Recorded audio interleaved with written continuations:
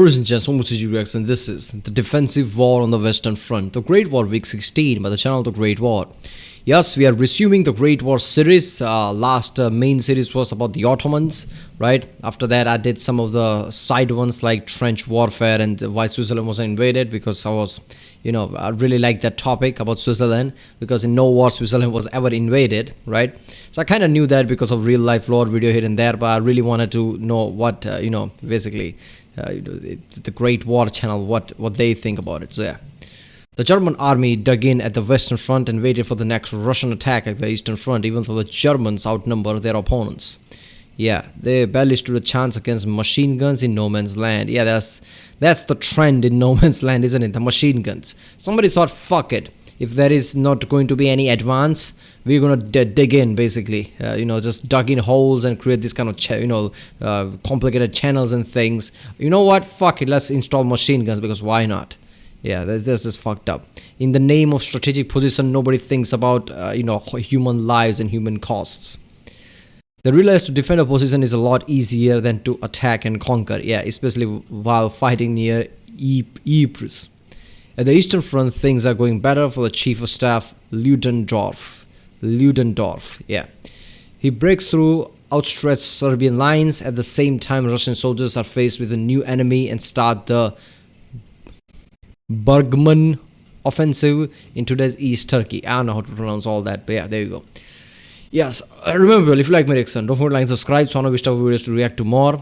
Check out the reaction today, there's a link in the description. Check out the cast of plays like History, Warhammer 40k, Internet Historian, Kazgazar in Nutshell. Yeah, let's watch it.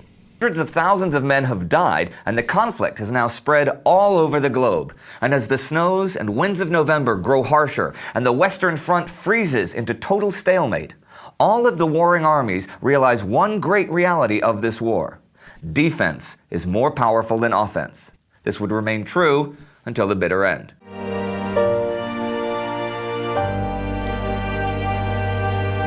So up until now, it was basically, obviously, it's just week 16, right? So yeah, it's like 4th month of the war. So, end of the 4th month, 5th month starting. The point is, now the usual World War I that we think of, usual trench warfare that we think of, like, everybody's in their position, defensive position, nobody's trying to conquer anything, everybody's just basically at the stalemate, right, in these massive long trenches, where everybody is just basically machine guns, no man's land, everybody getting mowed down. Now that thing is going to start. Andy Nidell, welcome to the Great War. Here's where we left off last week.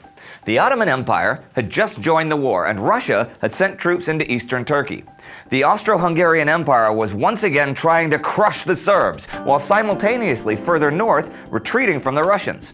The Russians had actually pushed back both the Austrians and the Germans, but their advance into Germany had stalled when supply lines grew too long. And on the Western Front, the Kaiser himself had come to Flanders to give his troops moral support as they hurled themselves again and again and again at the Allies at the Battle of Ypres, trying to break through to the sea. The Allies had kept the Germans from reaching the Channel or the North Sea for nearly 2 months now, and though virtually the entire line from the sea down to Switzerland had solidified into stalemate up in Flanders at the ongoing Battle of Ypres, the fighting was heavier than ever. The Prussian Guard was ordered to take Ypres on the 11th, and their attack was preceded by the heaviest artillery bombardment of the war, probably the heaviest of all time up until then. This bombardment had been made possible by a week of stockpiling artillery shells, and for a little while, the Germans actually broke through the British front lines, but were beaten back once again. This attack was so concentrated and so devastating that at one point, the British reportedly thought they saw a wave of Germans advancing in the smoke and fog. But as the smoke cleared, they saw that it wasn't a wave, it was an entire bank of dead German soldiers. The German breakthrough had failed once again. The fighting at Ypres faded to a stop mid-month as high winds, rain, and snow came on for days, and movement became nearly impossible in the abysmal weather. There were still sporadic attacks, and though the Germans dug in on the 17th, the end of the battle wasn't really apparent for another few days. Both sides set to work building trenches, and the lines stretched from the sea to... You know what just occurred to me? Look, soldiers' trainings are really taxing, especially for conditioning of your body, right? Stamina, endurance is pretty damn important. That soldiers' training In World War One, lots of them were conscripts, right? There was no fucking training. They just arrived there at the camp, whatever makeshift training happened for a few days, weeks, probably. That was all they had. This kind of war requires immense long distance travel with equipment, and then when they get there, they have to fight. These commoners, how do they do that? Remember last time you basically tried to, make basically a timed run at certain distance, and you find out in just few kilometers you are so exhausted you just want to go home and go to sleep. These people literally marches immense distances with massive fucking equipments in the like mud, snow, where it's not easy to travel. When they get there, they have to fight and fight. This kind of shit, went on for 4 years. And these are conscripts, right? Not some professional army that was trained for 15, 20 years. This is ridiculous, right? This kind of endurance shit. When you know that your country is on the line, when it's about life and death, all these people basically had to endure ridiculous amount of pain and, I guess, hardship. I can't even process that. The Alps, supported by growing amounts of artillery, and their bombardments were limited only by shortages of shells. The casualties were enormous in Flanders. Hundreds of thousands of men, French, Belgian, German, British, and from all corners of the imperial world. The British had now lost their professional army, the best soldiers in Europe, and in future would rely on new recruits who could only hope to hold the line and wait for reinforcements, and all for what? Why Ypres? Well, look at it. The land to the north is flat and is linked to the coast by rivers and canals, but to the south rises about 500 meters, which gives an excellent height advantage to whoever controls the town. Also, all of the major roads in the area converged on Ypres. It was a great strategic position and would be fought over for the rest of the war. And the names, Langemarck, Polygon Wood, Armentières, and all the others from the First Battle of Ypres and the Race to the Sea are now the stuff of legend on both sides. But even though the Allies were outnumbered, out-equipped, and outgunned, they won because modern warfare turned out to have a heavy defensive advantage, which was unexpected. Everyone now saw that even heavy artillery barrages and huge offensives with superior numbers could be held back by infantry and cavalry armed with rifles and machine guns dug into trenches.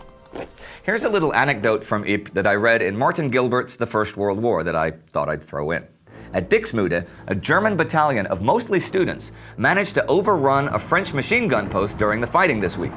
One of those students attacking was 19-year-old Richard Sorgo, who later turned against Germany and became one of Stalin's most trusted spies.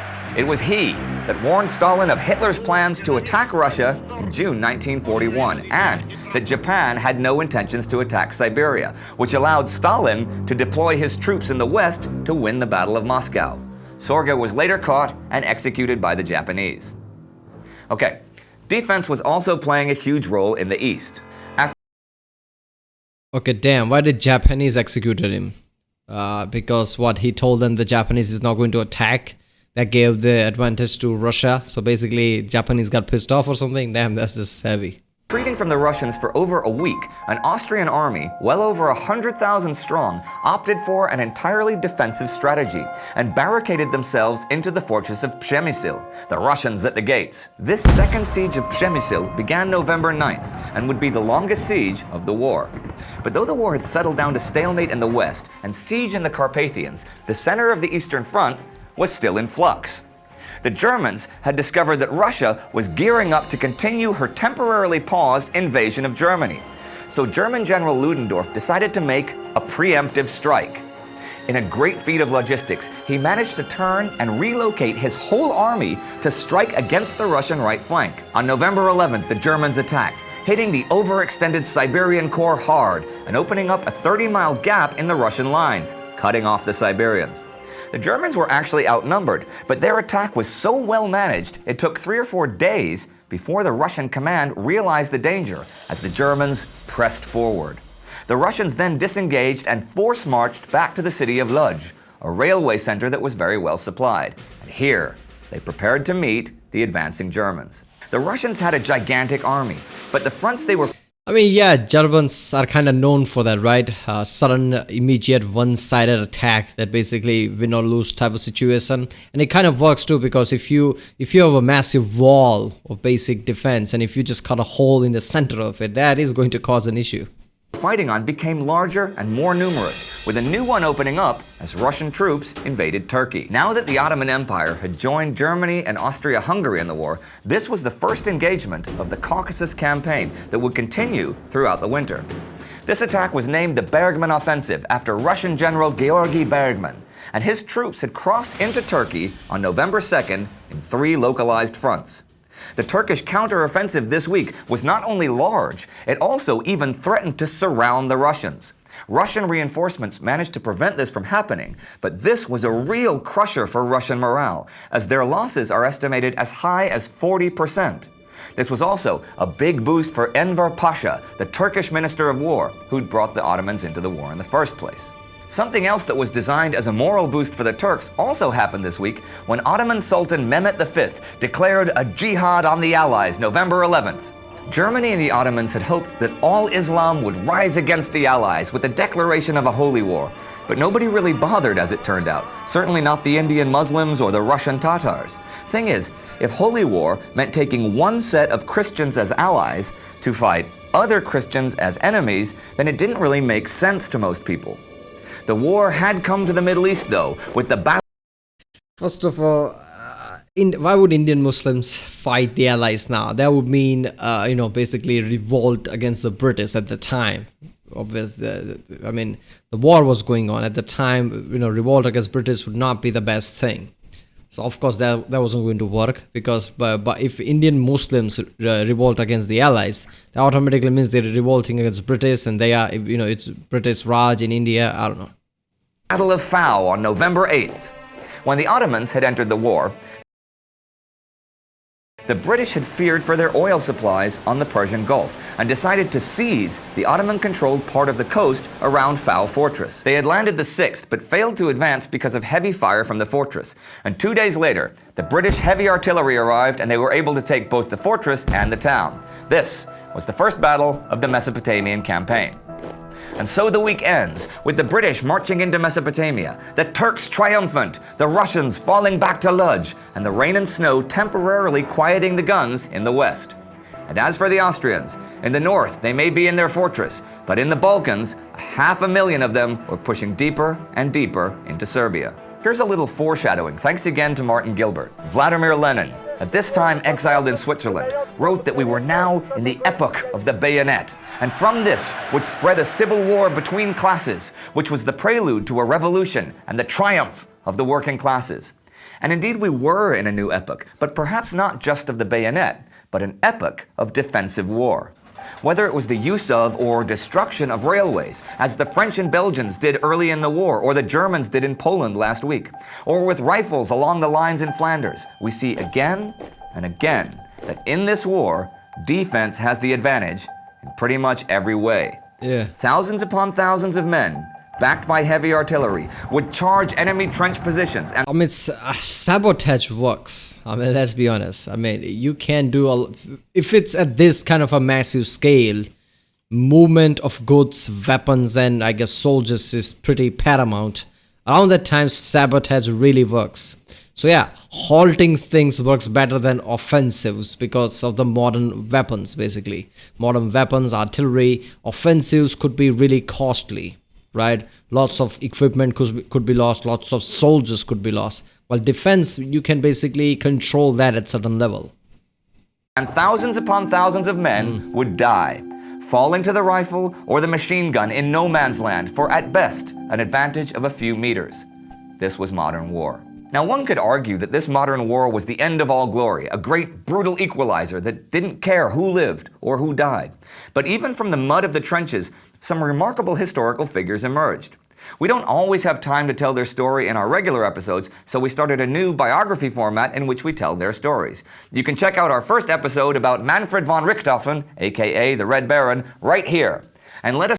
Yeah, we saw that, the Red Baron, basically he was badass, right? Especially his record. So yeah, Damn, in the World War One, basically people realized like how effective trench warfare can be, especially against the advanced weaponry, artilleries and things. Basically, if you have trenches, even infantries could be good enough attack against the modern weapons. I don't know how that's going to work in the future from now on with the nukes and shit. Trenches are not going to be nothing. So yeah, the World War III would be really grim, right? World War II was kind of already showing us that like trench warfare was not that good as it was in the World War One because of the scale, the different type of weapons and shit. But yeah, I guess this war is just gonna get more fucked up and more fucked up because starting this week 16, it is all hold off, I guess. Trench warfare, no man's land is gonna become that infamous no man's land that everybody thinks of. A land between two sides that is just nothing but dead bodies and things that it belongs to no one.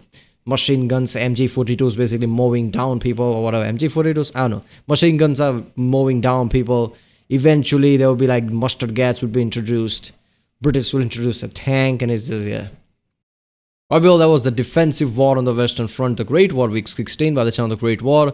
If you like my reaction, don't forget to like and subscribe. So I know which type of videos to react to more, I guess. 75% of you who watches my videos regularly are not subscribed. So just hit the subscribe button. You'll know when I upload the next Great War video or any other video that you like, I guess, that I react. Yeah, I'll see you next time.